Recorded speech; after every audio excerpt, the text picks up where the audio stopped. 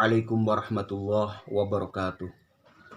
Bismillah walhamdulillah. Allahumma salli ala sayyidina Muhammad wa ala ali sayyidina Muhammad al-mab'us rahmatan lil alamin. Amma ba'd. Pemirsa Nihwan TV, kesempatan ini kita akan membahas serba sedikit tentang shofar. Shofar secara istilah adalah bulan kedua dari penanggalan Hijriah atau tahun baru Islam atau tahun Islam setelah Muharram sebelum Rabiul Awal. Itu adalah shofar. Jumlah harinya ada 29 hari. Kata para ahli bahasa, shofar ini adalah bagian lafadz yang termasuk mushtarak. Artinya, satu kata shofar memiliki banyak arti. Kita sebut salah satunya saja. Shofar ini adalah bermakna kosong, sepi, lengang. Seakar kata juga dengan kata sifr yang berarti nol atau kosong. Shofar, sod, fa, dan ro. Di Indonesia kan sering juga disebut dengan safar, atau dalam bahasa Sunda sering juga disebut dengan bulan Sapar. Di zaman jahiliyah, orang-orang jahiliyah nakalnya kenapa? Karena mengganti Muharram dengan bulan Shofar, sehingga shofaroni, dua shofar. Ada shofar awal, ada shofar sani. Kenapa sampai berani mengganti bulan Muharram, mengganti bulan shofar? Disimpulkannya ujung-ujungnya adalah persoalan ekonomi, persoalan duit. Jadi Muharram tidak lagi sebagai bulan disucikan yang di situ dilarang berperang. Maka diganti dengan shofar, dan juga alasan-alasan lain yang non syar'i, ghair masyru'ah, tidak disyariatkan oleh Allah Subhanahu wa taala. Rasulullah Shallallahu alaihi wasallam di zaman kenabian beliau, maka tidak diperkenankan lagi Muharram diganti dengan shofar awal. Muharram adalah Muharram, sedangkan shofar sani tetap menjadi bulan shofar. Di bulan shofar ini ada keyakinan yang dianut oleh masyarakat jahiliyah. Ada kepercayaan yang diyakini kuat oleh masyarakat jahiliyah bahwa shofar adalah bulan sial, bahwa shofar adalah bulan bencana, bulan musibah, bulan yang tidak mengenakan. Rasulullah Shallallahu alaihi wasallam kemudian menyampaikan sabdanya bahwa seluruh bulan adalah baik, seluruh waktu adalah baik, seluruh jam adalah baik. Tergantung bagaimana menyikapi, membijaki, dan kemudian kita berada di peristiwa apa. Kalau kitanya baik, maka baik. Kitanya bagus, maka seluruhnya bagus. Sebab apa? Baik dan tidaknya menurut Allah adalah sangat berbeda jauh dengan baik dan tidaknya menurut masyarakat jahiliyah. Sehingga Rasulullah Shallallahu alaihi wasallam, sebagaimana diriwayatkan oleh Imam Ahmad, mewariskan sebuah doa. Doanya, Allahumma la khaira illa khairuka, wa la tayra illa tayruka, wa la ilaha ghairuka. Secara terjemah bebasnya, Allahumma la khaira illa khairuka. Ya Allah, tidak ada kebaikan kecuali kebaikanmu. Artinya sukses, berhasil, gilang gemilang, terwujudnya cita-cita, tercapainya maksud dan harapan, itu tidak lebih adalah kebaikan yang telah Allah perkenankan berlaku untuk kita. Artinya tidak ada kata sombong kalau kita berhasil, sebab itu atas perkenan izin dari Allah Subhanahu wa taala. Andai manusia dan seluruh jin bergabung bersatu untuk memindahkan satu benda ke tempat lain, kalau Allah tidak mengizinkan, tidak akan terjadi. Semua adalah atas perkenan Allah Subhanahu wa taala. Allahumma la khaira illa khairuka, ya Allah tidak ada kebaikan kecuali kebaikan yang telah Engkau berikan kepada manusia. Jadi jangan sombong, tidak boleh sombong kalau berhasil. Wala tayra illa tayruka, dan tidak ada kecelakaan antara lain maknanya kecuali Engkau telah mengizinkan kecelakaan terjadi. Kecuali Allah telah mengizinkan musibah itu terjadi.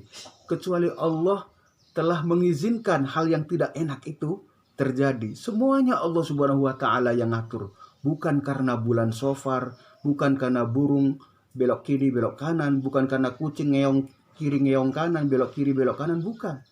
Itu semua atas izin Allah Subhanahu wa taala. Kita ulang kembali, garam menjadi asin atas izin Allah. Gula menjadi manis atas izin Allah. Sayur paria menjadi pahit atas izin Allah Subhanahu wa taala. Allah Maha Kuasa atas segala sesuatu. Allah menumbuhkan yang pedas tumbuh dari bumi, umpamanya cabai-cabean, cengek, cabai berem, cabai merah, cabai keriting, cabai hijau dan lain sebagainya dengan tingkat kepedasan yang berbeda-beda. Ada rasa manis yang berbeda-beda, semuanya atas izin Allah. Manisnya gula merah berbeda dengan manisnya gula putih. Manisnya gula putih berbeda dengan manisnya air kelapa muda umpamanya. Semua atas izin Allah Subhanahu wa taala terjadi. Daun yang jatuh atas izin Allah, debu yang berterbangan atas izin Allah, semua atas izin Allah. Sehingga kalau ada kecelakaan yang terjadi pada diri kita orang beriman, itu bukan primer. Karena yang primer adalah kita bersama Allah Subhanahu wa taala, sabar apa tidak. Dan hikmah dari kena musibah, kita tidak merasa sombong. Coba Fir'aun, gak pernah sakit kecuali masa sakaratul maut. Akhirnya sombong mengaku jadi Tuhan. Sehat terus juga tidak baik. Ada sakit, ada sulit, ada ribut, ada ripuh. Itu juga bagian dari pembinaan mental untuk kita menghadap Allah Subhanahu wa taala. Coba kalau tubuh kita tidak melemah, terus menguat, ya sombong terus. Sombong terus. Berani menebak saya. Sakit, kecelakaan, musibah, supaya kita lebih butuh lagi kepada Allah Subhanahu wa taala. Lebih mesra lagi dalam merengek kepada Allah Subhanahu wa taala.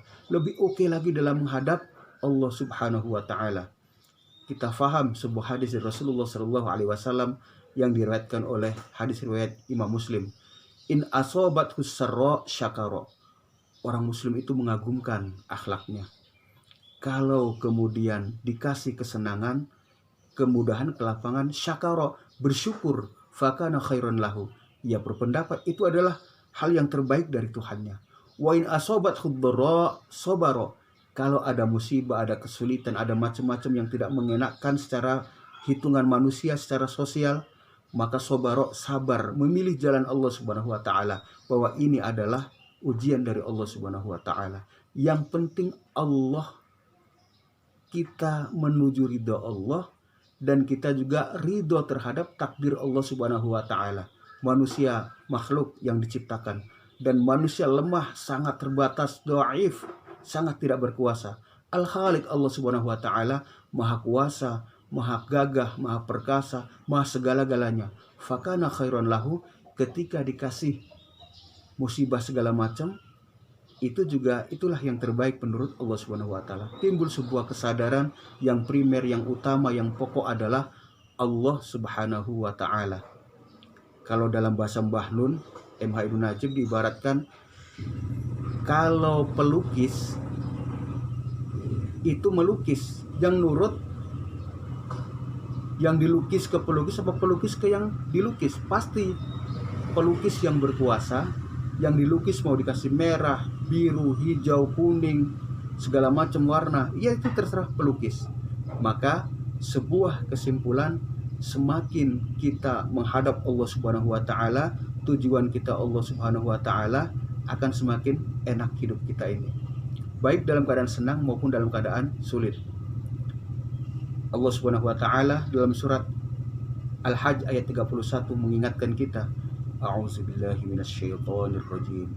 Wa may yusyrik billah faka'annama kharra minas sama' siapa yang musyrik menyekutukan Allah dengan yang lainnya, faka'annama kharra minas sama, maka seperti seolah-olah jatuh dari langit. Fatakhtafuhu thair, lalu disambar oleh burung. Au tahwi birrih, atau diterbangkan oleh angin. Fi makanin sahiq, ke tempat yang jauh, di tempat yang jauh. Disambar burung, diterbangkan angin ke tempat yang jauh adalah simbol isyarah petunjuk yang bukan Allah sebagai tujuan akan terombang-ambing hidupnya. Dalam keadaan kaya dia akan menjadi maksiat, dalam keadaan miskin boleh jadi menjadi kriminal dan menggugat takdir Tuhan, menggugat takdir Allah Subhanahu wa taala. Berbeda dengan orang beriman, siap menghadapi musibah, siap menjadi lapang hatinya. Sebab apa? Musibah tidak lain adalah bagian dari kemesraan atau sapaan dari Allah Subhanahu wa taala. Seluruhnya kembalikan. Allazina iza asabathum musibah qalu inna lillahi wa inna ilaihi raji'un. Aduh, maaf pemirsa, ternyata napasnya agak ngap. Orang beriman itu kalau ada musibah, ini semua dari Allah dan akan kembali kepada Allah. Seluruhnya dikembalikan kepada Allah Subhanahu wa taala. Sebab kita tidak berkuasa atas apapun. Ada yang bisa nahan kencing dari diri kita, nggak akan bisa. Ada yang nahan BAB sampai berhari-hari, nggak bisa. Ada yang nahan tidak bernapas, nggak bisa. Semuanya kita kembalikan kepada Allah Subhanahu wa taala.